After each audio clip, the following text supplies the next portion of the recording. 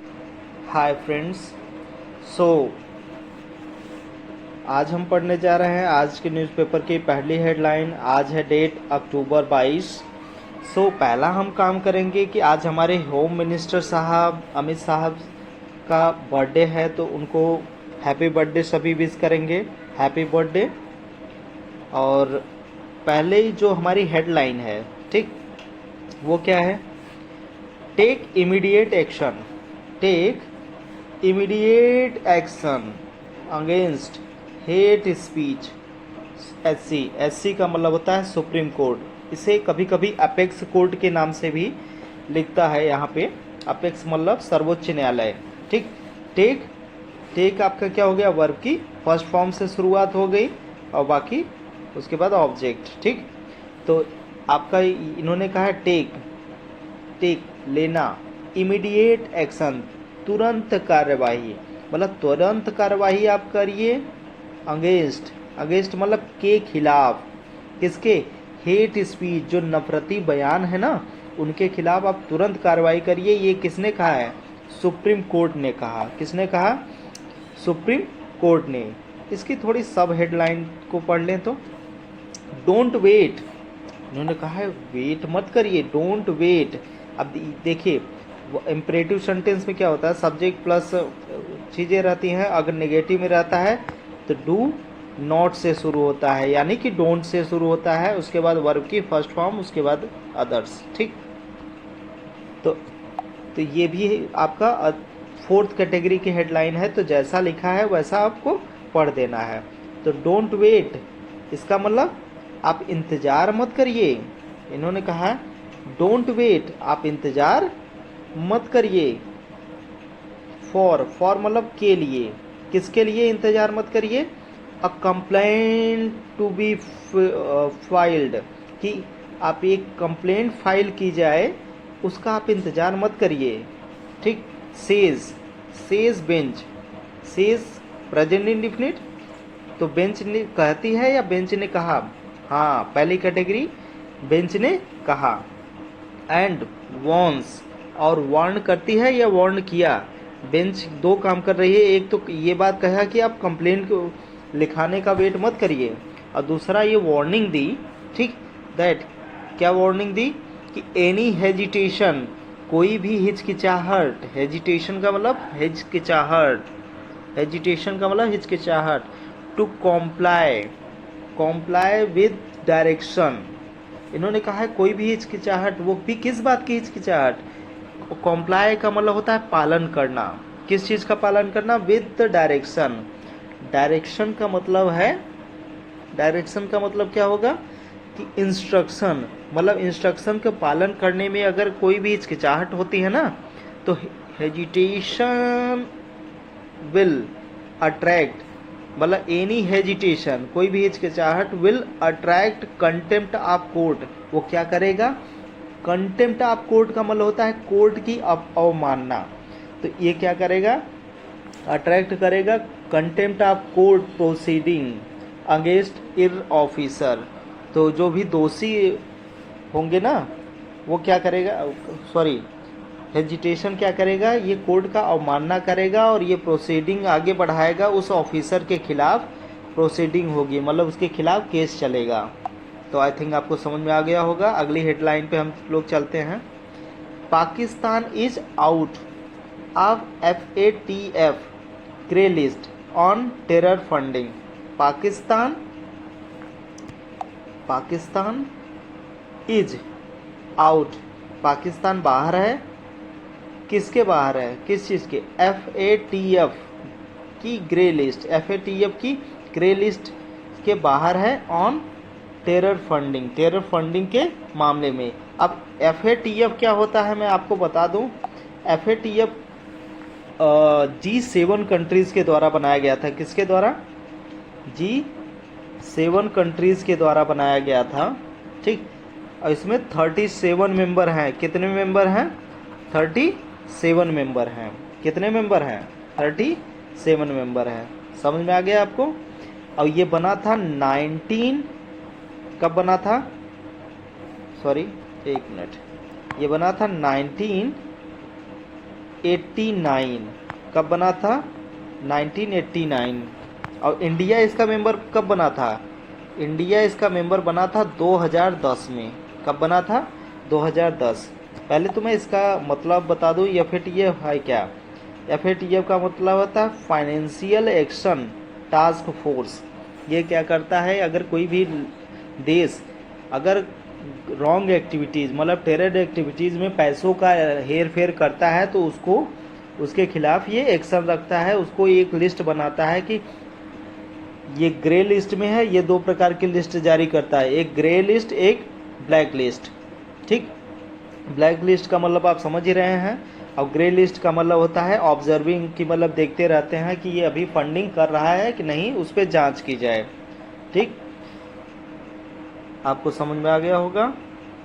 चलिए अगली हेडलाइन, तो इन्होंने इसके बारे में एक बार फिर से आपको रिकॉल करा देता हूं कि पाकिस्तान अब बाहर हो गया है किसके? FATF की ने जो ग्रे लिस्ट में शामिल किया था पाकिस्तान को ना, अब ये उससे बाहर हो गया है।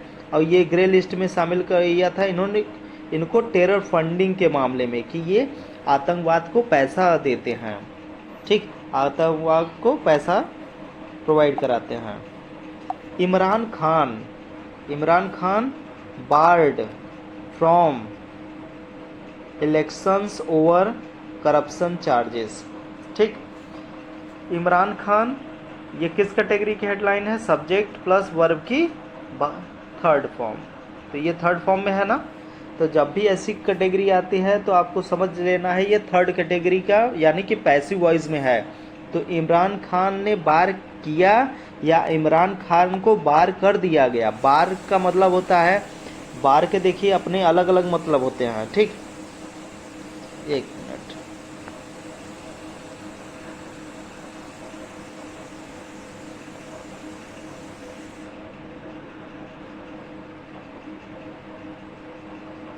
ठीक, इमरान खान बार्ड, इमरान खान को क्या किया गया? बार किया गया। बार का मतलब क्या क्या होता है? बार का मतलब आप तो जानते ही हैं, जिसमें आप शराब पीने, आप नहीं सॉरी, मतलब जो लोग शराब पीने जाते हैं, जहाँ जिसे मधुशाला शराब खाना भी बोलते हैं। ठीक, तो एक बार वो हो गया। दूसरा बार होता है अलग करना, डिपार्ट फ्रॉम समथिंग, किसी चीज़ से अलग करना। ठीक है, रोकना, अलग करना। तो यहाँ पे इमरान खान को क्या कर दिया गया? अलग कर दिया गया, मतलब उनको बार कर दिया गया, रोक दिया गया। किस चीज़ से? बार्ड फ्रॉम, अलग किया गया। किस चीज़ से अलग किया गया? फ्रॉम मतलब से, किससे? इलेक्शन से, इलेक्शन लड़ने से उनको बार्ड कर दिया गया। और वो भी किस ओवर, किस मामले पर? ओवर करप्शन चार्जेस, उन पर करप्शन चार्जेस थे, इसीलिए उनको बार कर दिया गया। Army chopper, army chopper, chopper का मतलब होता है हेलीकॉप्टर। क्या मतलब होता है? हेलीकॉप्टर। आर्मी चॉपर, चॉपर का मतलब क्या होता है? हेलीकॉप्टर। क्रैश, क्रैश मतलब होता है दुर्घटनाग्रस्त होना। तो आर्मी चॉपर, आर्मी का जो हेलीकॉप्टर था वो क्रैशेस इन अरुणाचल प्रदेश। ये किस कैटेगरी के है? फर्स्ट कैटेगरी, यानी प्रेजेंट इंडिफिनिट। तो आर्मी चॉपर का प्लेन क्रैश होता है या हो गया? तो हो गया। कहाँ पे? अरुणाचल प्रदेश में। अगली हेडलाइन है वेस्ट बी, सॉरी WB का मतलब West Bengal jobs scam. West Bengal में जो जॉब का स्कैम हुआ है, घोटाला हुआ है, उस मामले पर अपोन के बाद डॉट का मतलब है opposition, protest over police action. Police over किस मामले पर? अपोजिशन ने प्रोटेस्ट किया किस मामले पे? पुलिस के एक्शन के खिलाफ। पुलिस एक्शन के खिलाफ अपोजिशन ने प्रोटेस्ट किया, प्रदर्शन किया। ठीक, अगली हेडलाइन क्या है आपकी? हाँ, एम्स नेक्सेसिस SOP order after protest by doctors. इन्होंने कहा कि एम्स ने नेक्सेस कर दिया, मतलब नेक्सेस करते हैं नहीं, ES जोड़ दिया है। NEX का मतलब होता है, नेक्स्ट का मतलब होता है कैंसिल करना। Put an end to something, किसी चीज को इंड तक पहुंचा देना, मतलब खत्म कर देना। तो एम्स ने क्या किया, खत्म कर दिया। SOP ऑर्डर था, ठीक। SOP ऑर्डर मैंने कल वाले में पढ़ाया था कि इन्होंने एम्स का एक नया ऑर्डर आया था कि जो हमारे MPs हैं उनको एक स्पेशल ट्रीटमेंट दी जाए उनके लिए अलग से। तो डॉक्टर्स का कहना था कि इससे हमें क्या मिलेगा, इससे क्या होगा कि भेदभाव जनरेट होगा, ठीक। तो इनके ऑर्डर को इसीलिए डॉक्टर्स ने क्या किया, प्रोटेस्ट किया, जिसके कारण एम्स को ये नियम क्या किया, करना पड़ा, कैंसिल करना पड़ा, ठीक। अगली हेडलाइन क्या है, हाँ, स्पेंड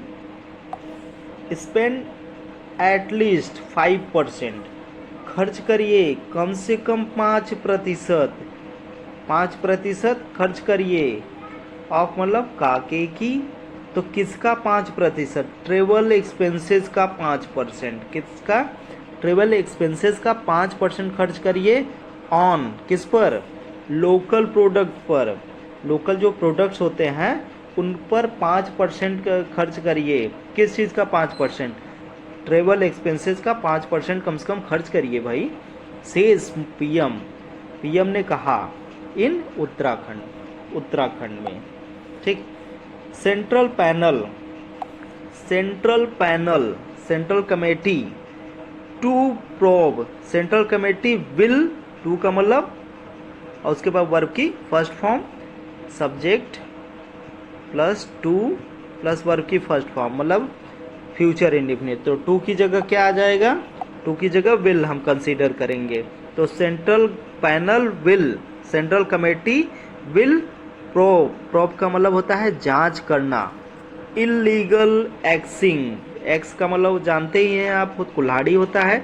एक्सिंग का मतलब होता है कटाई करना, वो भी कटाई कैसी, इलीगल, गैर कानूनी कटाई। किस चीज की कटाई, ट्रीज की कटाई। कहाँ पे, किसमें, इन नेशनल पार्क में, ठीक।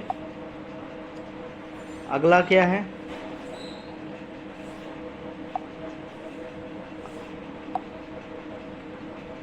अगली ये इंपॉर्टेंट हेडलाइन है, ठीक।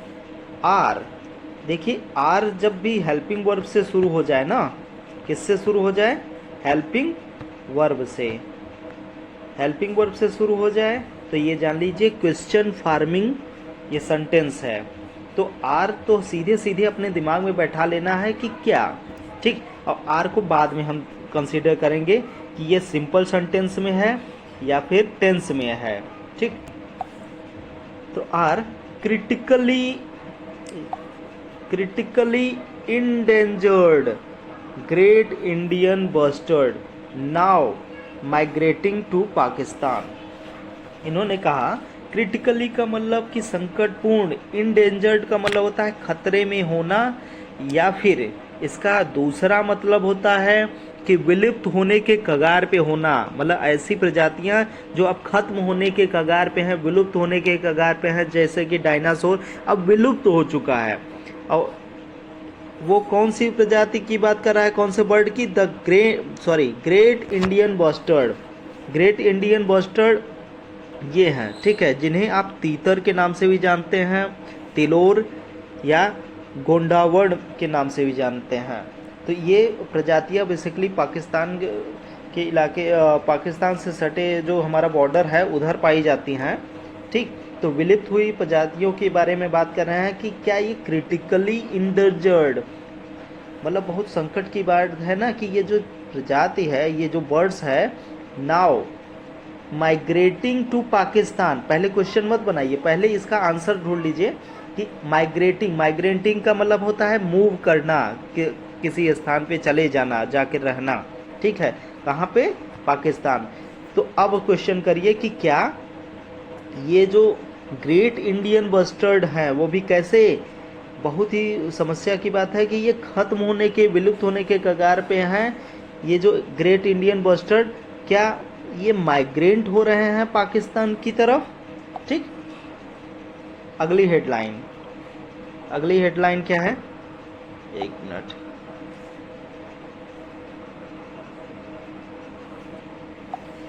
शिंदे गवर्नमेंट, मतलब महाराष्ट्र में किसकी सरकार है? एकनाथ शिंदे, वो क्या है? Chief minister. तो एकनाथ शिंदे रीस्टोर, रीस्टोर का मतलब फिर से बहाल करना। तो एकनाथ शिंदे ने फिर से बहाल किया क्या चीज़? क्योंकि यस लगा है, एकनाथ शिंदे गवर्नमेंट के बारे में बात कर रहा है, प्रेजेंट इंडिफिनिट, तो पास्ट इंडिफिनिट में पढ़ेंगे। तो एकनाथ शिंदे ने रीस्टोर किया, क्या किया? मतलब फिर से बहाल किया आम सहमति, जनरल कंसेंट टू सीबीआई को, वो भी किस चीज़ के लिए?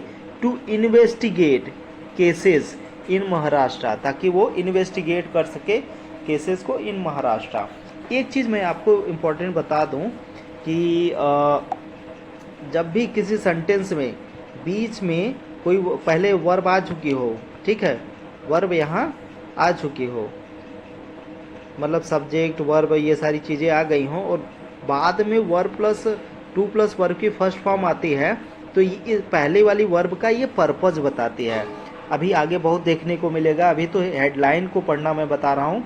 अब उसके बाद धीरे धीरे नेशनल और इंटरनेशनल न्यूज़ भी इसी में चला आ रहा है आपका, और आगे भी फिर एडिटोरियल सेक्शन जब हम पढ़ने लगेंगे तो और भी ज़्यादा बेहतर आपको समझ में आएगा। ठीक, चलिए आज के लिए इतना ही। थैंक यू, हैप्पी दिवाली आप सभी को।